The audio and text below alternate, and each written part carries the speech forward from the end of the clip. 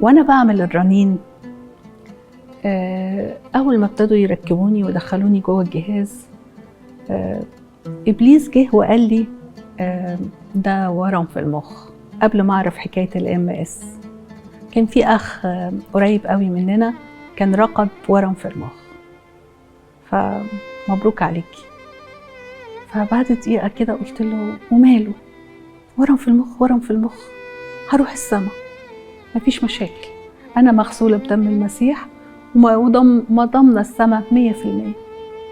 فقال لي طب انتي هتروحي السما، طب واللي وراكي اخواتك مامتك جوزك هيحصل لهم ايه؟